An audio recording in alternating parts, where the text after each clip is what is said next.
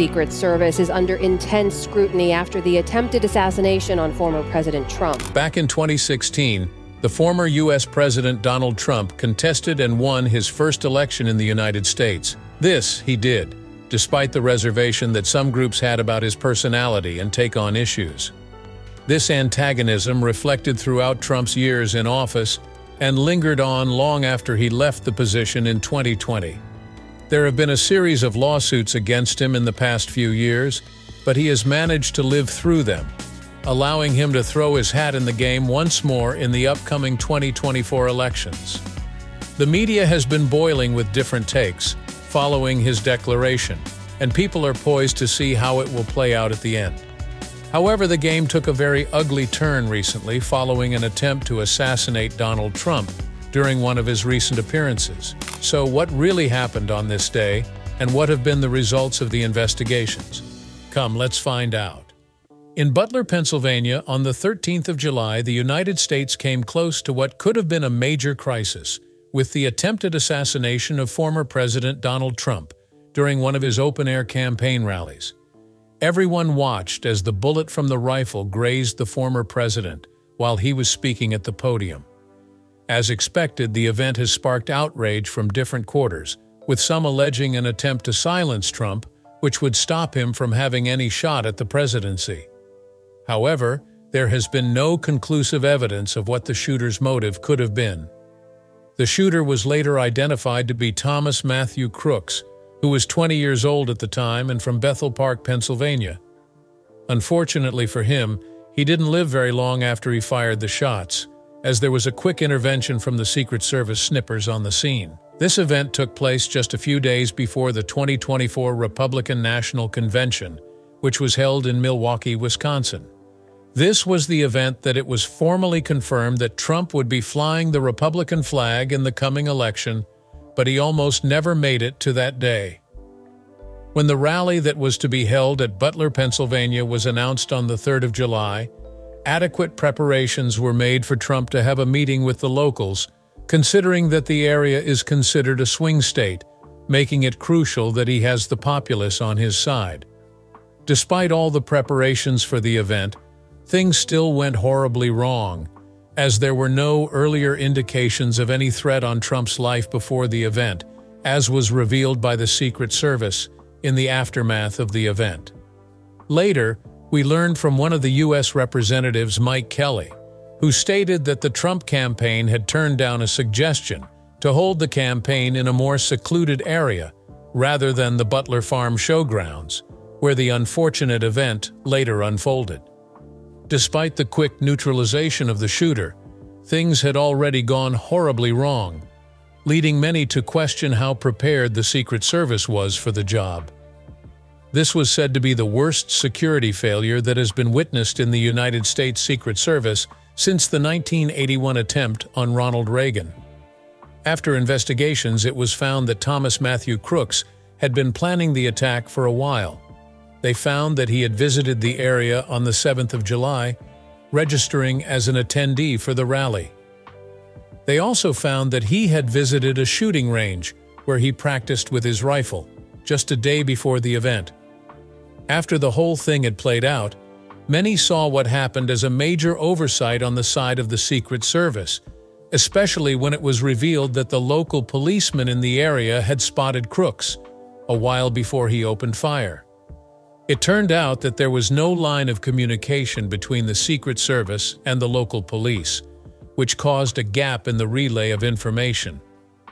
The committee that was set up by Congress to look into the matter has proposed that the Secret Service review their mode of operation to prevent such from ever happening again.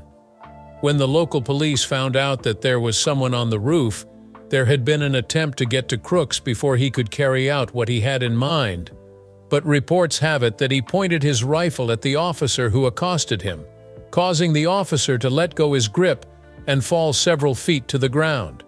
Just a few seconds after this, several shots were fired from Crooks' rifle, which almost got Trump while he was speaking. The view of the Secret Service snipers was blocked by 2 trees, which was the conclusion after investigations were carried out. This had caused the delay in averting the attack, resulting in the death of an individual, with 2 others hurt. About 8 shots were fired from the rifle, and 1 had grazed Trump's upper right ear, after which he dunked behind the podium, probably saving his life from what could have gone very differently. We all watched in real time as the Secret Service swooped in to shield the former president from the shots and immediately moved him to safety when it seemed that things had calmed a bit. Just before that, Trump was seen raising his fist too in the air, urging his supporters to remain strong. With the situation under control, Trump was immediately rushed to the Butler Memorial Hospital, where he was examined and cleared of any danger. However, this story wasn't the same for Corey Compratore, the 50-year-old from Sarver, Pennsylvania, who caught in the line of fire and died. Before his death, we gather that he worked as a project and tooling engineer and was also a volunteer firefighter. The narrative had it that he used himself as a human shield for his wife and 2 children who were with him at the campaign ground. We hope that his family recovers from the loss and that such an event never happens again. Outside this one fatal case, there were 2 others who were injured severely from the attack. One among the 2 was 57 and the other was 74. They both were able to recover from their injuries and were eventually discharged from the hospital after making full recoveries. Though the event is behind us, it's one that will remain strong in the history of the nation, marking an unfortunate turn of events in the country's politics. After the dust had settled, Trump announced that some amount had been raised for the families of the victims, totally a little more than $6 million, though he acknowledged that no amount would be enough, especially for the family of Corey, who had lost his life in the attack. Ever since, there has been a significant boost in security for Trump, as there is a likelihood that he might still have a target on his back. We witnessed the upgrade in security when he eventually attended the Republican National Convention on the 15th of July, just a few days after the attack. Following the attack, a detailed investigation needed to be carried out in order to rule out the possibility of another attack in the near future. To do this, law enforcement had to ascertain if the shooter was working alone or if he had been just part of a bigger plan. So far, the conclusion has been that Crooks was working alone, which created a bigger issue as they strived to find the motive for his actions. Just 2 months before the shooting happened, Thomas Crooks had graduated from college and he attended Community College of Allegheny County. Looking at his records, law enforcement couldn't find any history of mental illness, though it was gathered that he had been a victim of bullying earlier on, as confirmed by those who knew him personally. Digging deeper, some social media accounts, which were believed to be linked to Crooks, were seen showing some pro-Biden posts. However, none of these categorically stated why he would want Trump dead. No one was truly sure to what extent Crooks was willing to go on that day, as some explosives were found in his vehicle after he had been shot dead. Since he had no means of identifying him at the time that he was shot, they had to rely on his fingerprints to identify him and establish any form of connection. After this event, Trump was very open, sharing his gratitude to the men and women of the Secret Service and other law enforcement agents who had put their lives on the line to save his. He was also especially sending his condolences to the families of all who were affected, consoling them for their loss and seeking every possible means to lighten their grief. As you would imagine, there was a serious blowback on the Secret Service for allowing such a thing to happen in the first place. Since the shooting took place, the criticism has been bipartisan, as they have all come together to hold everyone involved accountable, since it was the security structure of the country that was under direct threat. Following the event, there were a series of simulations that were run to understand how everything happened, and Congress believes that there were some obvious loopholes, which shouldn't have been there in the first place. One was the obvious line of sight from the position that Crooks took to the point where Trump was standing. They blamed the Secret Service for leaving such an obvious line of sight open, without coverage. When it also came out that the local police were already getting indications of what was about to happen, minutes before the shooting, but could not communicate with the Secret Service for action, the scrutiny on the Secret Service became even more intense, as it became clearer that there was an oversight on their part. In the middle of it all was Kimberly Cheadle, who was the director of the Secret Service at the time of the shooting. The committee that was set up by Congress had observed a lot of lags from various footage obtained at the scene of the shooting. This led them to the conclusion that there has been a lag in the training of security operatives that were attached to Trump. This also forced Biden to order an independent investigation into the experience of the personnel that was provided for Trump at the event. The heat from the investigation intensified on the 22nd of July, when Kimberly Cheadle, the director of the Secret Service, was made to appear before Congress to explain how things went wrong under her watch.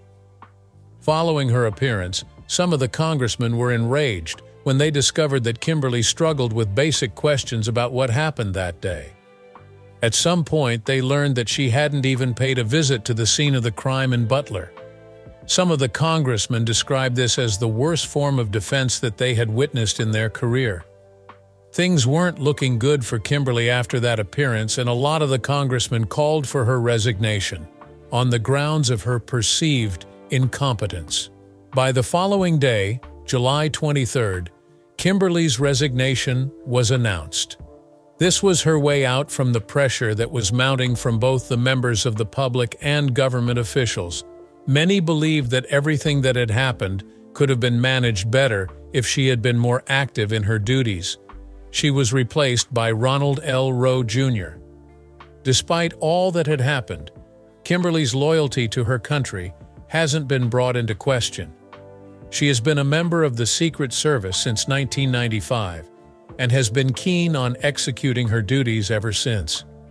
During the September 11th attack in 2001, she was among the team responsible for evacuating the then Vice President of the United States, Dick Cheney, and has been serving under Biden since he was the vice under Obama. Though some of the areas where she might have been found wanting when she appeared before Congress might have been a result of the intense pressure that she was under at the time, everyone would agree that in her line of work there is no room for omissions, as it could have very serious consequences. In order to be free from the pressure that was building up, she had to give way to a new director, but will still be remembered for all her years of service. Trump has been very willing to defend some of the officers who were found wanting on that day. One was the female officer, who seemed to be struggling with her hoister at the time of the shooting. Trump had thanked them and acknowledged that the pressure was very high at the time, and as such, it was likely that anyone would be disoriented. Since after the shooting, there have been intensified efforts to see that there won't be a repeat of the situation as we move closer to the elections. Trump's campaign team seems very optimistic that he has a good chance to win, riding on the Make America Great Again slogan for his campaign. Even after the shooting, Trump's resolve hasn't been shaken, as he continues to make every effort to make it back to the White House this year. After seeing what happened with Trump at the Butler event, people will at least understand why it was necessary that his wife Melania and their son Barron got all the security they needed back in 2016 when they didn't join Trump at the White House immediately. They both wanted Barron to have a normal life as much as they could provide for him. And it was important that they allow him to finish his school year in New York before transferring to Washington. Though this was the official reason given to the press, some believed that there might have been some rifts between Trump and his wife at the time. The point is, providing security for the family in different locations cost New York law enforcement a lot, to the point that the public began to wonder if this was the right way to use the taxpayers' funds. Will you like to learn more about Trump's marriage to Melania? Check out some of our older videos, and you might be shocked with some of the details you will come across. Back to Trump's re-election bid, there have been some interesting developments over the past few months and weeks, which one of them will be his choice for vice president. He chose the 39-year-old J.D. Vance from the state of Ohio as his running mate. Many saw this as a power move, especially at this moment, when there are sentiments about the age of the people occupying major leadership positions. This will be the first time in a long time that we will be seeing someone as young as Vance being involved in the helm of affairs. That's if they happen to come out at the top at the end of the day. Another thing that surprised many about Trump's choice is the fact that Vance had been very outspoken as his critic in the past. It's just difficult for anyone to believe that they have found common ground recently.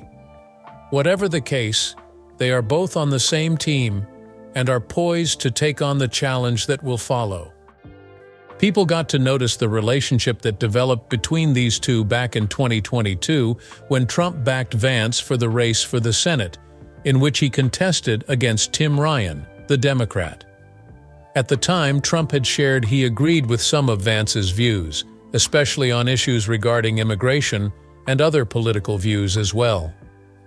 From his earlier involvement in politics, it is clear that Vance has been well committed to the plights of the common American, criticizing both the Republicans and Democrats for failing to actually look out for the common people. This view has earned him quite a followership, and Trump hopes to capitalize on this popularity to win the elections. Initially, Trump and his team were hoping to ride on the fact that Biden wasn't physically fit to take on the job after Americans had witnessed his many flops on camera to win the election, but there has been a major change from the side of the opponent, which might have toughened the game a little more for Trump. We are talking about no other move than the recent switch to Kamala Harris as the candidate for the Democrats.